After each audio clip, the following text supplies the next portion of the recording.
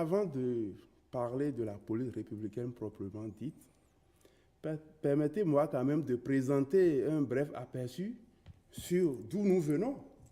Parce que si on ne le dit pas, on ne va pas comprendre quelle est la pertinence de cette réforme. Allez-y. Alors, vous savez mieux que moi, vous l'avez dit d'ailleurs dans votre introduction, que l'ex-police nationale et l'ex-gendarmerie nationale étaient plus rivales que partenaires, investis à peu près des mêmes missions. Au lieu de former un bloc pour combattre le crime, au contraire, ces deux entités se livrent à une guéguerre qui profite aux criminels. Puisque le criminel dit ils n'ont pas le temps de s'occuper de nous, ils font la guerre entre eux et le terrain est favorable à toutes sortes de crimes.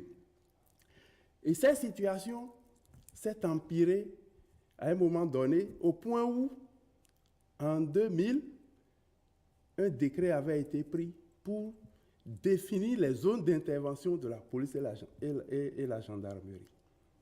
Pourquoi ça? Parce que, imaginez dans une même ville où il y a un commissariat, il y a également une brigade.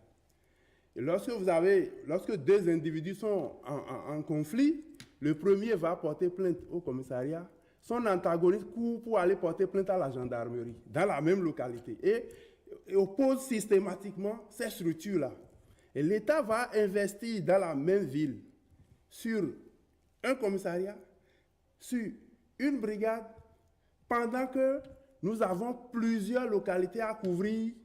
Si on crée des doublons, on ne pourra pas assurer une meilleure couverture. Et c'est d'ailleurs ce qui s'observait. Nous avions à l'époque environ une centaine d'arrondissements qui étaient physiquement tenus.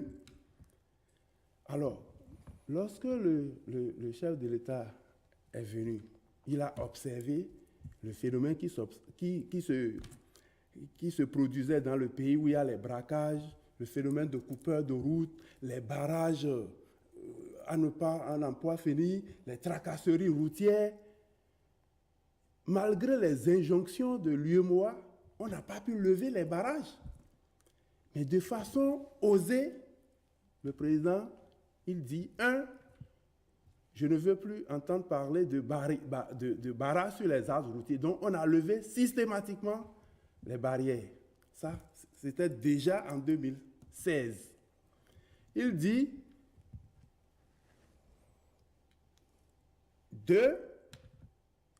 les chasseurs qui étaient impliqués dans la sécurisation des axes routiers, je ne veux plus entendre parler de chasseurs, je ne veux plus entendre parler de brigades civiles, puisque la sécurité est une mission régalienne de l'État. Donc, pour moi, ça a été une décision judicieuse. Et vous avez parlé de fusion. Oui, évidemment, moi, je ne parle pas de fusion. Hein. Vous parlez de quoi alors, en général? Non.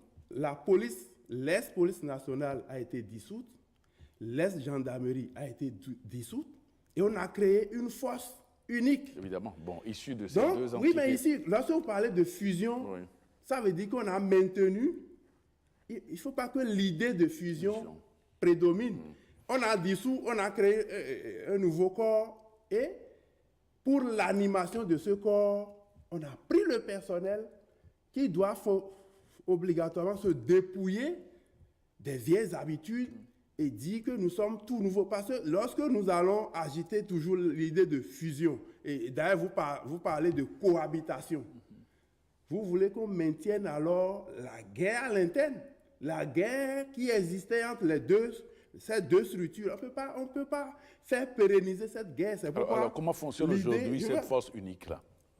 Nous avons fait un grand pas.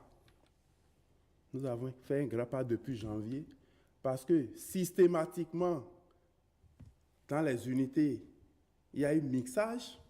Donc, vous allez voir les personnels de l'ex-police nationale et ceux de l'ex-gendarmerie dans la même unité. Ils travaillent ensemble, ils regardent dans la même direction, ils partagent leurs expériences. Ça, c'est le grand pas. Vous qui les observez quotidiennement, comment tout cela est orchestré sur le terrain, l'ambiance de travail? Au départ, ce n'était pas gaillé. Et je dois saluer la détermination de l'ensemble des fonctionnaires. Parce que sans cette volonté, ce n'est pas facile de mettre deux structures qui ont une culture organisationnelle différente, qui ont une formation différente. Il y a une qui a une formation orientée militaire, l'autre qui a une formation orientée civile. Paramilitaire. On les met ensemble. Ce n'est pas Gaïda. Mais aujourd'hui, je peux vous dire que nous sommes en train de surmonter les difficultés une à une. Et je crois que c'est une bonne expérience.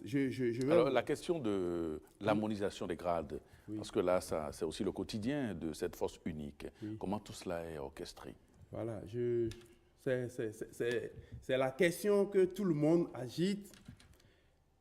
Le gouvernement a fait un grand pas parce qu'il ne s'agit pas de créer une égalité entre les grades, mais plutôt une équivalence. Donc, le décret portant équivalence est pris et chacun sait quel est son équivalent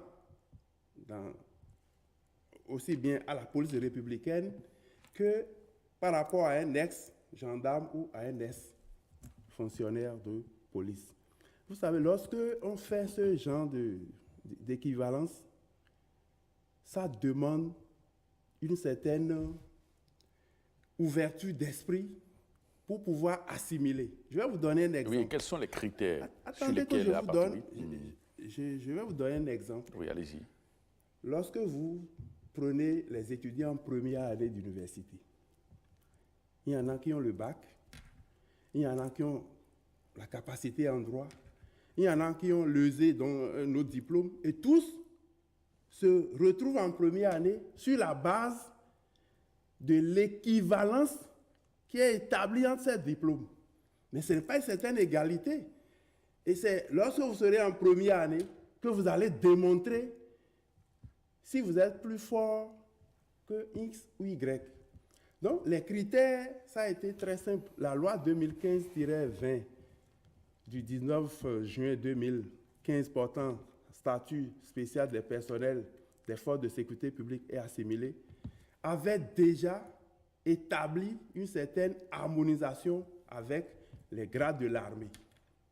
Donc, c'est heureux, c'est cette loi qui a vraiment créé le terreau fertile à cette équivalence entre les grades. Donc, lorsque vous êtes recruté sur la base du même diplôme et que vous faites les mêmes années de formation, puisque c'est de ça qu'il s'agit désormais, depuis cette loi-là, les gens sont recrutés, les officiers sur la base de la licence, ils font 2 ans de formation. Donc, tout est réglé comme ça et il n'y aura plus un écart entre un ex-commissaire de police, un officier de l'armée et un officier de la gendarmerie. Donc, c'est ce document, c'est ce texte qui a servi de base à l'élaboration des critères. Et puis, cette affaire de j'ai le bac, j'ai ci, chacun a un statut. Vous ne pouvez pas être recruté à la police nationale et qu'on vous applique les statuts de la gendarmerie et vice-versa. On vous a recruté, vous avez un statut, ce statut s'applique à vous. Vous n'avez pas à faire une comparaison puisque vous n'êtes pas recruté pour l'autre corps, vous n'avez pas fait les mêmes formations, vous ne pouvez pas faire cette comparaison-là. Donc moi, j'invite les camarades à faire preuve de retenue et j'ai coutume de leur dire, dans ce processus qui est engagé et qui est en cours, chacun doit faire preuve de tolérance. Et nous devons rechercher le consensus. Mais on n'aura jamais l'unanimité. Si c'est à l'unanimité qu'on s'attend, on se trompe. On ne peut jamais avoir l'unanimité, mais nous travaillons pour que tout soit fait sur la base du consensus. Cela veut dire que chacun doit sacrifier un minimum de ses acquis pour qu'on avance.